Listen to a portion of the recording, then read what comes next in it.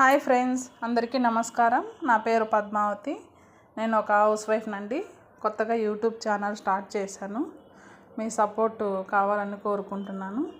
నా ఛానల్లో వచ్చేసి కుకింగ్ వీడియోస్, క్లీనింగ్వి, డైలీ వేరీ మనం హోమ్ ఎలా సర్దుకోవాలన్న ఆర్గనైజర్ వీడియోలు, షాపింగ్ వీడియోలు, ట్రావెలింగ్, టెంపుల్స్ వీడియోలు, ఇంట్లో పూజ పండగలప్పుడు అట్లాంటివన్నీ పెడుతూ ఉంటాను. కొద్దిగా నన్ను సపోర్ట్ చేయండి ఫ్రెండ్స్. సబ్స్క్రైబ్ చేసుకోండి. మీ కంటెంట్ ఏం కావాలనేది అడిగితే దాన్ని బట్టి చేస్తూ ఉంటాను కంటెంట్ని. ఈరోజైతే కిచెన్ క్లీనింగ్ చేస్తున్నానండి. గ్యాస్ బండ, సింకు.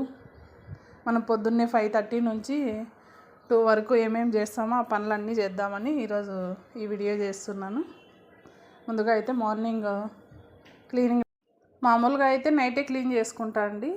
వీడియో కోసం అని మార్నింగ్ చేస్తున్నా ఈరోజు. సైడ్ సామాన్లన్నీ తినేసి పెట్టేసుకుంటాం కదా, పొద్దున్నే అవి క్లీన్ చేసేసుకొని. ఇప్పుడైతే క్లీనింగ్ మిషన్లో వచ్చాయి కానివ్వండి,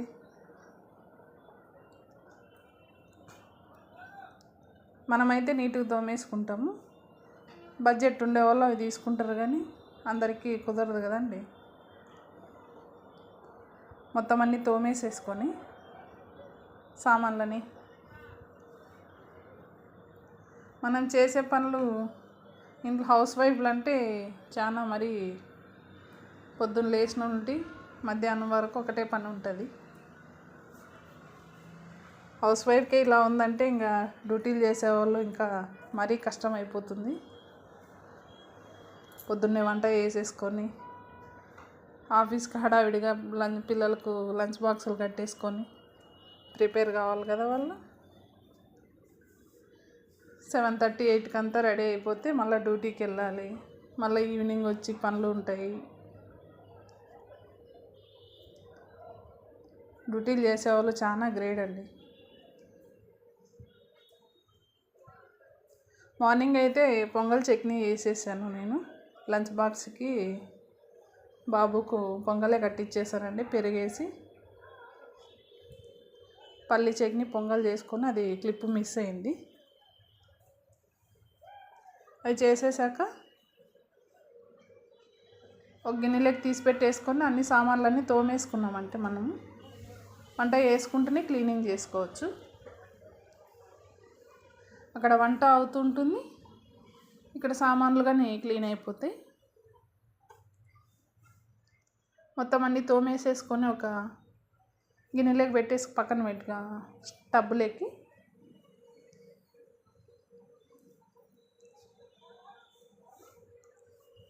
పెట్టేసేసుకొని వంట అంతా అయిపోయాక గ్యాస్ బండ అన్నీ మొత్తం నీట్గా చేసేసుకుంటే ఫ్రెండ్స్, నైట్ టైం చేసుకుంటే పొద్దున్నే పని ఫ్రీ అవుతుందండి. కానీ కొంతమంది మార్నింగ్ అని చేసుకుంటుంటారు కదా. ముందుగా స్టవ్ మీద నీళ్ళు చల్లేసి పెట్టేసుకున్నాం కదా. సామాన్ లిక్విడ్ వేసేసి బాగా తోమేసుకోవాలి. స్టీల్ కాబట్టి ఇలా తోముకుంటున్నా అండి. మామూలుగా బ్లాక్ది స్టవ్ వస్తుంది కదా, అది ఇట్లా తోమే కాదు, స్ప్రే చేసి క్లాత్ తీసుకొని తుడుచుకోవాల్సి వస్తుంది. ఈ బర్నాలు ఉన్నాయి కదా, అవి కానీ క్లీన్ చేసుకుంటూ ఉంటే దాంట్లో ఏమన్నా డస్ట్ గీసినా మంట బాగా వస్తుంది.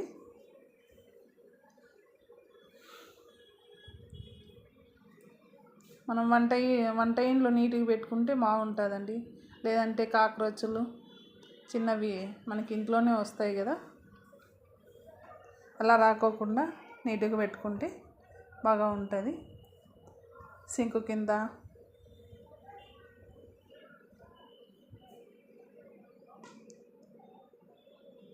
మొత్తం అని ఇలా కిచెన్ కొద్దిగా పెద్దగా ఉంటే ఈజీగా అయిపోతుందండి ఈ పనులన్నీ.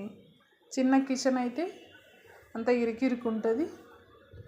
టైల్స్ అండి, టైల్స్ కానీ ఎప్పటికప్పుడు క్లీన్ చేసుకుంటుంటే మనకు పెద్దగా ఉండదు. వారానికి ఒక తూరు ఇలా క్లీన్ చేసుకున్నామంటే ఆయిల్ మరకలు, జిడ్డు ఏమీ ఉండకోకుండా క్లీన్గా ఉంటాయి. ఎప్పుడు వారానికి ఒక తూరనే మేము ఉండేదైతే రెంటే అండి. కానీ మనము రెంట్ హౌస్ అయినా మనము ఓన్ హౌస్ లాగే చూసుకోవాలి.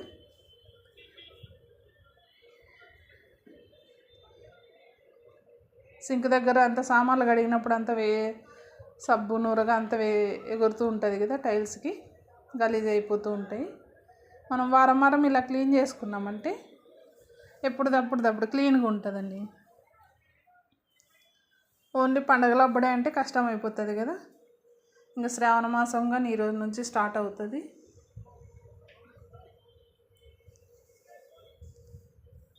సింక్ కానీ స్టీల్ కాబట్టి నీట్గా కొద్దిగా లిక్విడ్ వేసి క్లీన్ చేసేసామంటే ఇట్లా బ్రష్తో నీట్గా అయిపోతుంది.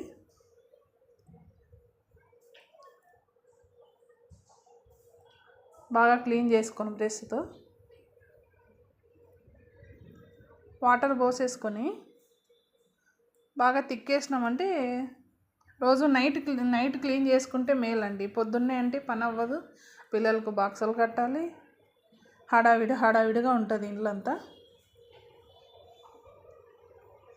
చిన్నగా ఇలా నీళ్ళు పోసుకొని బర్నర్లోకి పోకోకుండా వాటర్ పోసుకోవాలి. బర్నర్లోకి పోసుకుంటే మరి గ్యాస్ మంట రాకోకుండా అయిపోతుంది, బ్లాక్ అయిపోతాయి కదా పైపులు. ఇలా చిన్నగా పోసేసుకొని మొత్తం అంతా క్లీన్ చేసేసుకుంటే ఇలా వారానికి ఒక తూరన్నా చేసుకుంటేనే బాగుంటుందండి. ఎందుకంటే మనం ఓన్లీ తుడుస్తుంటే కిందన ఆయిల్ మరకలు అవన్నీ కొద్దిగా ఫ్లోర్ క్లీనర్ అలా వేసి నీట్గా చేసుకుంటేనే బాగుంటుంది.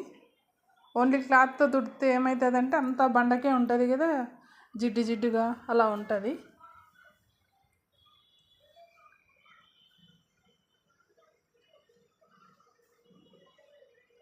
మీకు ఇంకా ఏమన్నా వీడియోస్ కావాలంటే అడగండి ఫ్రెండ్స్, కొద్దిగా సపోర్ట్ చేయండి ఫ్రెండ్స్. నేను పెద్దగా చదువుకోలేదు, 6 వరకే చదివా. మాది ప్రాపర్ అనంతపురం కానీ హైదరాబాద్కి వచ్చి 6 years అవుతుంది. పిల్లల చదువుల కోసం వచ్చేసి ఇక్కడే ఉండిపోయాం ఫ్రెండ్స్. హైదరాబాద్లో ఉండాలంటే వైఫ్ అండ్ హస్బెండ్ కొద్దిగా ఏదో ఒకటి చేసుకుంటేనే ఉండగలుగుతాము. ఖర్చులు విపరీతంగా ఉంటాయి. మీ సపోర్టు నాకు కావాలి ఫ్రెండ్స్, సపోర్ట్ చేయండి.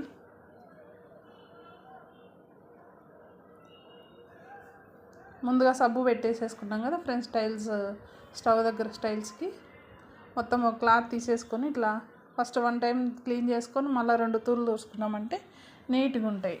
సింక్ దగ్గర కానీ స్టవ్ దగ్గర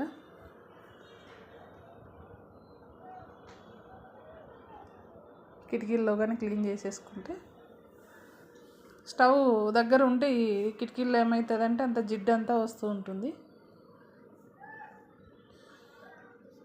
చిమ్మి ఉన్న వాళ్ళకైతే అంత ఉండకపోవచ్చు.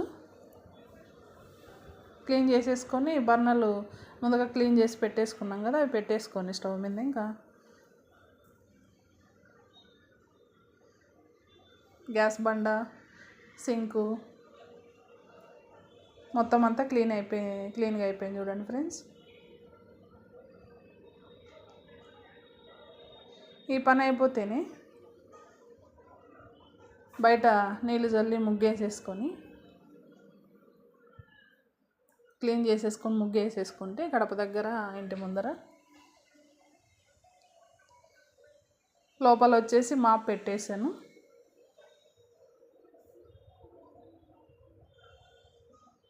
మేమైతే తుడుస్తామంటాం ఫ్రెండ్స్, ఇక్కడ మాప్ పెట్టారా అంటారు. అవి అయిపోతేనే బెడ్షీట్లు వాషింగ్ మిషన్కి వేద్దామనేసి,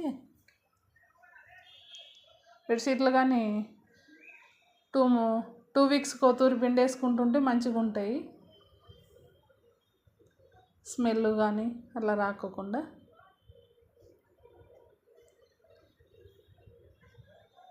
అవి అయిపోయేతలకి వాషింగ్ మిషన్లో బట్టలు తీసేసి ఆరేసుకొని వంటకు ప్రిపేర్ చేసుకోవాలి. ఇంకా టైం అదిగో ఇదిగో అంటే అయిపోతుంది ఫ్రెండ్స్. నేనైతే చిక్కుడుకాయ కర్రీను ఒక స్టవ్ మీద అన్నం పెట్టేసుకొని చిక్కుడుకాయ కర్రీకి పోపు పెట్టేసుకుంటున్నా. పోపు ఫ్రై అయ్యాక చిక్కుడుకాయలు ముందుగా ఒలిచి పెట్టేసుకోండి ఫ్రెండ్స్. ఇవి 1/2 కిలో తీసుకున్నా. చిక్కుడుకాయ కానీ ఎంతో బాడీకి హెల్తీ కదా మనకి. పిల్లలు కొంతమంది తింటారు, కొంతమంది తినరు, కానీ ప్రోటీన్ బాగుంటుంది కదా ఫ్రెండ్స్ దీంట్లో, చిక్కుడు గింజల్లో. ఇవి వచ్చేది సీజన్లోనే వస్తాయి కాబట్టి చిక్కుడుకాయలు కానీ మనకి ఎప్పుడంటే ఎప్పుడు దొరకవు.